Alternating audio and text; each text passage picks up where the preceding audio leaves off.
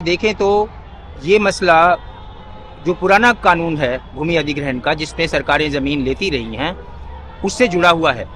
उस कानून के तहत ये ज़मीनें गईं और 1976 में जब से नोएडा प्राधिकरण यहाँ पे आया था, उसके बाद 1991 में ग्रेटर नोएडा प्राधिकरण आया और उसके बाद में यीडा आया, Yamuna expressway industrial development authority आई, उसके बाद में अभी न्यू नोएडा आ गया, कई सारे प्रोजेक्ट हो रहे। तो इन लोगों की ज़मीनें तब ली गई और जिस वक्त ली गई उसी वक्त से इनके आंदोलन शुरू हुए। नए कानून में क्या हुआ? नए कानून में ये सब आया कि एक बार परमानेंटली आपके हाथ से जमीन निकल गई, आप एक किसान परिवार हैं या आप एक लैंडलेस हैं, गांव में तो लैंडलेस भी जमीन से जुड़ा हुआ है, तो इन सब का क्या होगा? तो उसमें मांग आया था कि लैंड का एक हिस्सा जिनका जमीन गया है डेवलप करके उनको दिया जाना चाहिए, विच वॉज 10%। ये 2013 में जो किसानों के हित में एक्ट बना है उसको 1 जनवरी 2014 से लागू करना था, जिसके तहत सर्किल रेट का 4 गुना मुआवजा, 20% डेवलप करके जमीन और एक व्यक्ति को रोजगार में उसमें निहित है।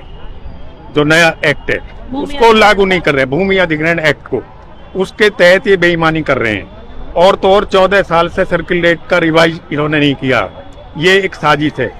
और हमें 2 साल आंदोलन करते हुए हो गए। 2022 में करा, 2023 में करा, 2024 में चली गई, लेकिन कोई भी सुनवाई नहीं कर रहा। हमारी 10% की मांग है, 64% की मांग है, नए कानून की मांग है।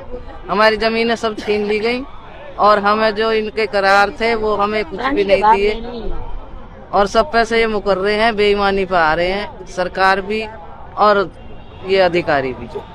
इसमें कम से कम 3-3.5 लाख लोग प्रभावित हैं और 10 संगठन हमारे इसमें जुड़ चुके हैं और भी जुड़ेंगे, लेकिन हम अपना हक लेके ही रहेंगे, वैसे हम नहीं देंगे। बात तो ऐसे समझ जैसे नहर में से एक बाल्टी पानी काट लिया हो, जिनमें 100 बीघे जमीन ले रहे हैं और उन्हें 10% का नहीं दे रहे, तो और फिर लिखत में दे दिया हमें और हमारी जमीन ले ली, तो ऐसे कैसे छोड़ देंगे भाई?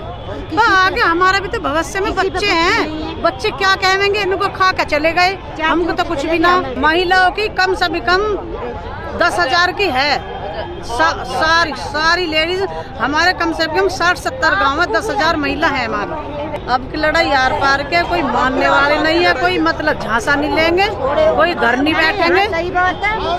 ग्रेटर नोएडा प्राधिकरण की आपको बात करता हूँ, जिनको इन्हें प्लॉट देने थे वो 22,500 खसरे हैं।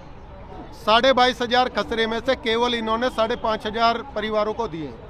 अब लगभग 8,000 परिवार अभी 18,000 परिवार अभी बचे हुए हैं। किसानों को हमेशा सड़क पे आना पड़ रहा है। अब पता लग रहा है ये कह रहे हैं कि हम अब किसी को 10% विकसित भूखंड नहीं देंगे, लेकिन इनके कानों पे जू नहीं रेंग रही। किसानों ने तय किया अगर प्रदेश सरकार हमारी बात नहीं सुन रही है तो आज हम सब एकजुट होकर हम दिल्ली की सरकार को अपनी बात सुनाने का कार्य करेंगे, उस सदन को सुनाने का कार्य करेंगे जहां से देश के कानून बनते हैं। हम जब तक इन बॉर्डरों को नहीं छोड़ेंगे, जब तक हमारी समस्या का निदान नहीं हो।